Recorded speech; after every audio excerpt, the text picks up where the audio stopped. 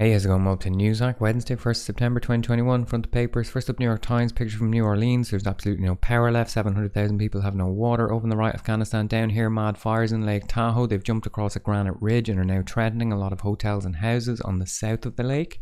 USA Today, Afghanistan, New Orleans, Wall Street Journal, Lake Tahoe, Afghanistan. Louisiana hurricane. National Post from Canada. There's Aaron O'Toole, who's the worst type of conservative. He's an Irish conservative. He's over in Canada hoping to get the premier position off the other lad, Justin Trudeau.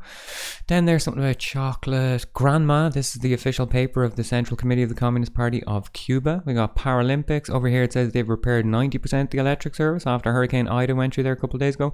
Quote down the bottom from Fidel: the most important thing about the Olympic movement is its conception as an instrument of education, health and friendship between peoples. Yet this year at the Olympics, Cuba won a lot of medals in boxing. No surprise. Sadly, the pursuit of a Marxist-Leninist socialist republic is not a sport at the Olympics, because if it was, they'd be winning. Jerusalem Post, COVID. Down the bottom here, Chris Donahue, the guy in green there, last soldier out of Kabul. We'll be seeing more of him later. Of course, it will be an Irishman. Tehran Times, there's the US leaving, packing their bags and away they go. Best of luck. Arab News, that's from Saudi Arabia. There's the Badr 313 battalion of the Taliban. And in the inset, there's Chris Donahue again. Over here, Houthi attack on Abha Airport, that's in Yemen. Don't hear a lot about that in the Western media, but it's still going on. So Saudi Arabia are attacking the Houthis, who they say are backed by Iran.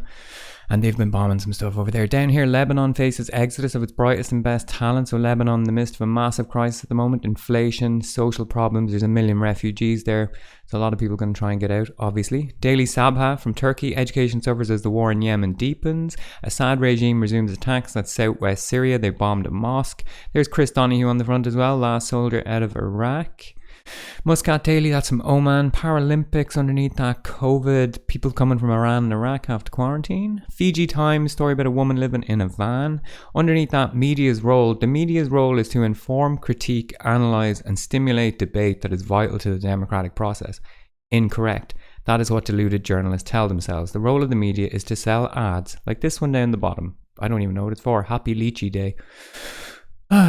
Australian COVID, Chris Donahue leaving, Taliban underneath. Dominion Post, that's from New Zealand, something about emails being faked from a county council. People in isolation, they've zero COVID policy over there, so there's 1,000 people isolating because of close contacts. Global Times from China, loads of gear left behind by Taliban. Chris Donahue on the inset. Over on the right, John Kerry's going to go on a jolly to China. Citizen from South Africa, something about tolls on the roads. Spring has sprung, flowers coming out because, it's the other side of the world. Hindu, Afghanistan, economy growing 20% in quarter one. Wow, that's really good. But it says lags pre-pandemic level. Wow, so India on the up and up. Love to see it. Paralympics, something about jabs down the bottom. The Gleaner, that's from Jamaica. Nation at war, insist on tourist vaccination. So they don't have a requirement to be vaccinated going into Jamaica, I guess. Over on the left, true crime. Down here, hungry cops belch rage in lockdown. So this story was that during the last lockdown, the cops got 3 meals a day because they were out enforcing the lockdown, but now they're only getting 1 meal a day. Also, a lot of food places are closed because of the lockdown, so cops are not happy, obviously. Being hungry is a serious driving force. Hunger in your belly. It's often spurred on a lot of revolutions. So let's see what happens. The Herald, some anti-Greta story. COVID, there's the Taliban, the helicopters again.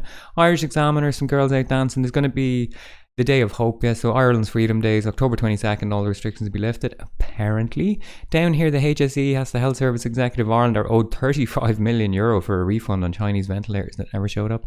Irish Times, COVID, Afghanistan, population above 5 million as birth rates fall, okie dokie. Irish Independent, jabs, Paralympics, football.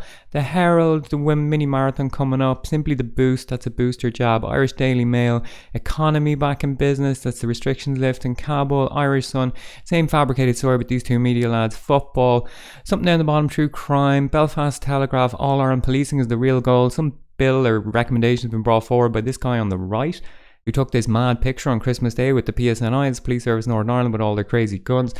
Their police station's basically in an ex-army compound, let's say. So they've come out now with a load of recommendations and said that we need to liaise more with the police in the south, but of course the unionists are up in arms saying that this is going to be the first step to an all-Ireland policing thing, which they don't want anything to do with an all-Ireland anything. Financial Times, Theranos chief goes on trial. This woman was head of a Silicon Valley company who said they had some new crazy way for testing blood, but turned out it was all lies. Eurozone inflation line go up. Down here, Shell eyes third of car charging market with bid for 50,000 street installations. That's Royal Dutch Shell will be controlling 1/3 of the UK's charging stations. The Guardian, there's Chris Donoghue again. COVID passports underneath. The Times, Afghanistan, Chris Donoghue, something about giving injections to people to help with their cholesterol. Daily Telegraph, there's Taliban sitting in helicopters, I guess. Afghanistan, MI6 holds talks with the Taliban. Of course, probably not the first or the last time. Independent, 4 stories on top. Dominic Raab, British economy, contactless payments, football, Taliban, COVID jabs for teenagers. Daily Express, there's the jabs for cholesterol. Geronimo the alpaca, he's gone. RIP, mate. Taken away. Bovine tuberculosis had to happen. iNewspaper, Dunkirk by WhatsApp. Okay, bit of a exaggeration, I guess, considering the amount of people who died at Dunkirk. Daily Mail, there's Geronimo off again. UK in talks with the Taliban, yep. The Mirror, Geronimo, celeb shite. Miracle jabs stop your cholesterol. Metro, debt to the West. Fairly inflammatory headline. Sick parade of Brit, US and French coffins. I mean, I guess they're just meant to be symbolic of the people leaving. Maybe not of the dead, but who am I to judge? Anyway, if you want to stay off corporate, state, social media for the day, just click the link in the description. Alright, thanks, good luck.